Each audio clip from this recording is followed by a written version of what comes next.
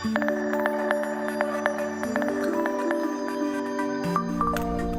be a good weekend for it, but we got to get through these storms first. Yeah, and they're hitting pretty hard right now. That cell that I said had strong winds, Yeah. It seemed like that's turning out to be true. We're getting reports trickling in right now. Still have more storms to get through. So here's a look at the wide view.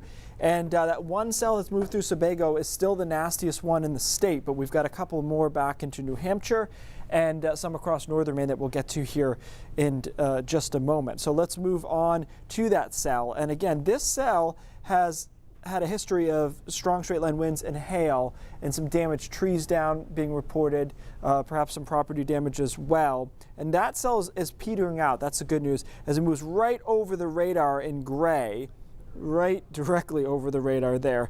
But it probably has lost some of its straight line wind dynamics, and the hail core doesn't look as good either. This is really typical for it to go over Sebago, kind of max strength, and then peter out a little bit here. But there is another cell to our southwest that looks pretty good towards Limerick, just coming out of Limerick actually, north of Hollish, on the way to Standish again actually, and this will likely be hail and straight line winds second time around. Now if I zoom out, I want to show you that there are other cells to look at, not only back to our west here. These will probably hang together round 2 into Winnipesaukee. This is probably going to sail to our south. That will probably go into the mountains, but we do have another cell, severe storm, and I don't want to ignore our far northern areas here. This is actually in Aroostook County, much different looking storm, but some straight line winds and some hail with that. Meanwhile, kind of just debris showers and storms into the mountains here. So a lot going on as far as severe storms at the moment. Let's take a look at the wind gusts possibility on some of these, and we're looking at velocity data, which is wind velocity data.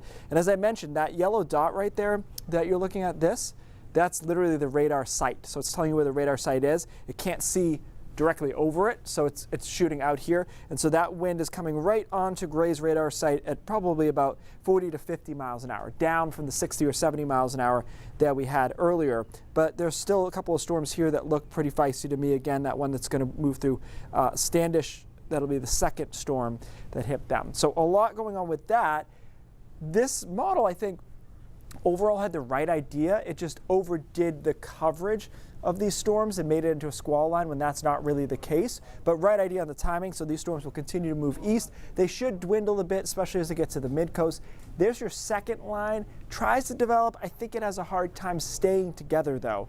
And we're able to wrap this all up probably about 8 or 9 at the latest tonight. And then the story is what it's been for a while, back to the heat. Humidity comes down tomorrow.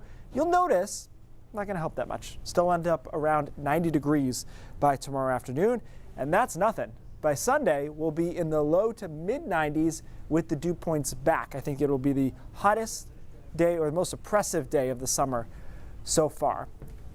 So there you go. We'll keep watching these storms, guys, as they track through. Usually the first storm that comes through is the strongest, not always though. So we'll keep an eye, especially on areas that have already been hit. And then it's a classic summer weekend. We're just going to bake here. Portland even has a chance to get an official heat wave, 3 days of 90 in a row or more. Slow back off of the heat Monday, Tuesday. Nice Wednesday, Thursday, probably back to some heat late next week. So we are in the thick of the whole summer thing. And again, we'll keep an eye on those storms. Any that look feisty, we'll just come in and break in.